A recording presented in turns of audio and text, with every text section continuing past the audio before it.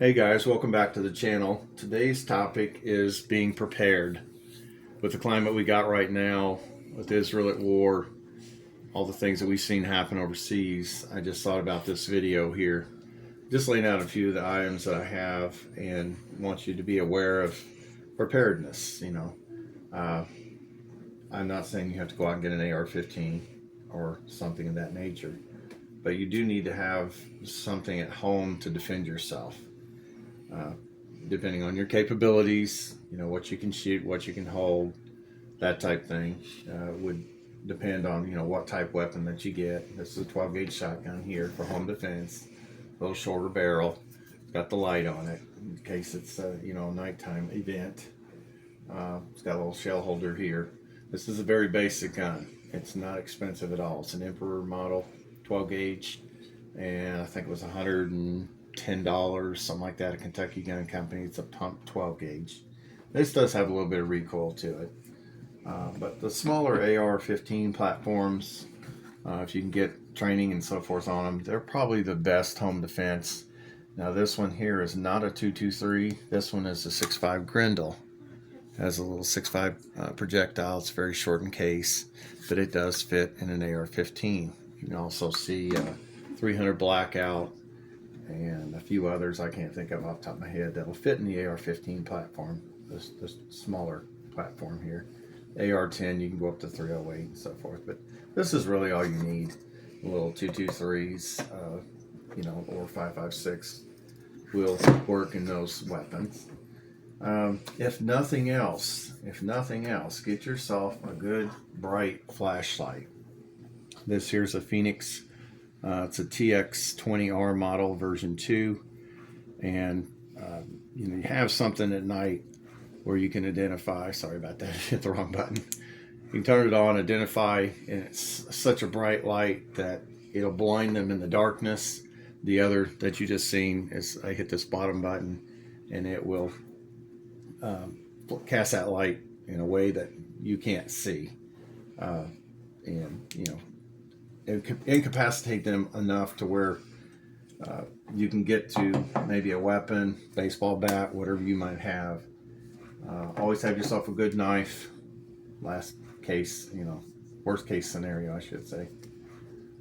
Let me open that up. I did that completely wrong, but have something on you to defend yourself. And these I take out with me, like an everyday carry. Now I got it open there. But just have something on your person. Carry it with you. This is a carry gun that we have here.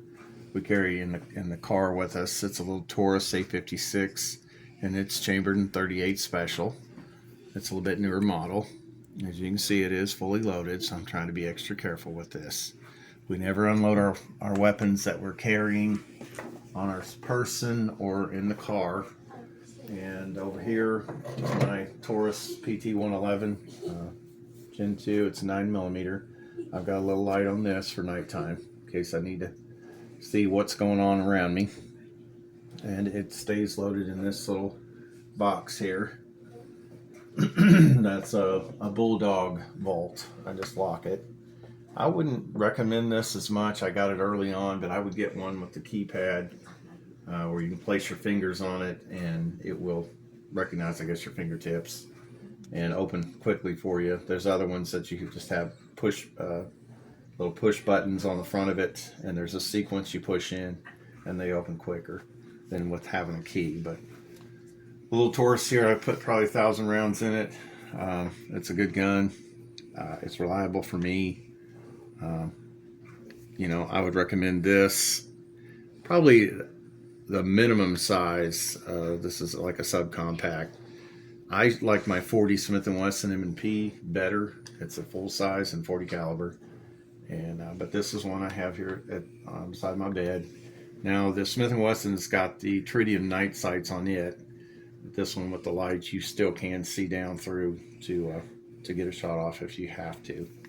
And this one has the loaded chamber indicator, so you can actually feel it in the dark to make sure you have a round in. God forbid somebody comes in through the door. Got a backup mag for it. The full size Smith & Wesson 40. It's got 3 mags with it, but Something you can do just to protect yourself and know what's going on. Put in one of these Ring doorbells with a camera on there. Sends pictures and videos, I guess, to your phone. I just recently purchased that. We're going to put that in. Obviously, these are some of the buckshot type loads and home defense loads. That's a buckshot there with real large BBs. But the home defense loads, like the Remington Ultimate Defense here, managed recoil. So it doesn't have as much recoil, for in the house, short distance. And I've got them loaded up here in the stock. I don't know if you can see that over there. But,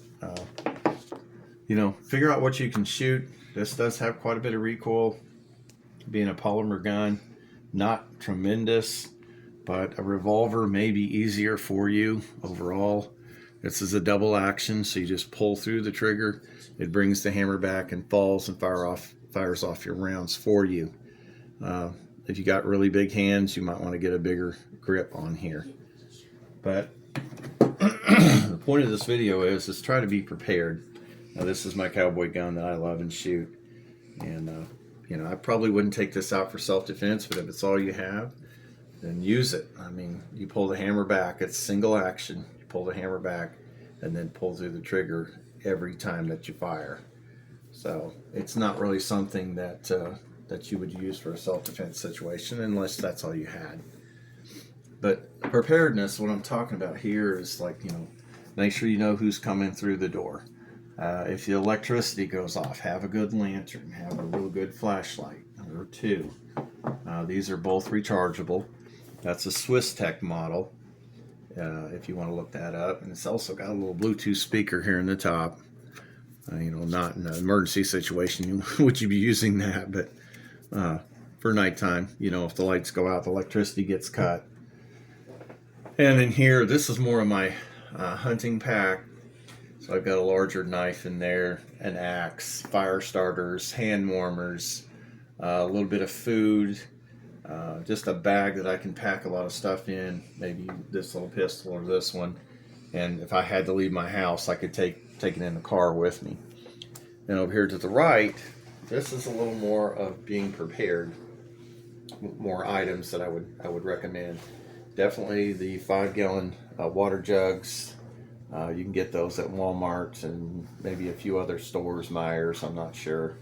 If your water source gets cut off, your heat, that's a DuraHeat kerosene heater. So you have heat in case the electricity gets interrupted. And here, this is a little propane Coleman double burner stove. So you have a source of cooking or boiling water. Those types, you can get those freeze-dried meals and make up meals if you have to. If your electricity's out, if your water's out, stock up a little bit. Get some items. Get prepared. Just in case something starts happening here in the U.S., we don't want to be sitting here with our hands tied and not having something to defend ourselves and to keep ourselves warm. And obviously, water is very important. But I just wanted to get with you guys and give you my thoughts on it. Just be more aware of your surroundings, especially in the bigger cities. Hopefully nothing comes to us here in the U.S., but it's a possibility. It really is. So, if you get any type of a weapon, no matter what it is, get training on them. Make sure you're 100% confident. Go to the range. Shoot several rounds, especially the loads that you've chosen for your weapon. If it's a home defense round and anything that's semi-automatic, pistols or rifles, shoot that particular round through there. Make sure that it cycles 100%, because when you have to pull it in, a situation where you're being attacked or threatened and use it, you want to make sure those rounds cycle, because not every round is the same. Not every pistol's the same. But anyway, guys, just a quick video here. Get prepared. Get what you need. I've had guns and been hunting all my entire life, so these are just some that I've acquired over the years, and I really enjoy it. But I just wanted to put that little bug in your ear to let you know. Go ahead, get yourself stocked up with some supplies, and always be aware and alert. All right, guys, we'll talk to you later.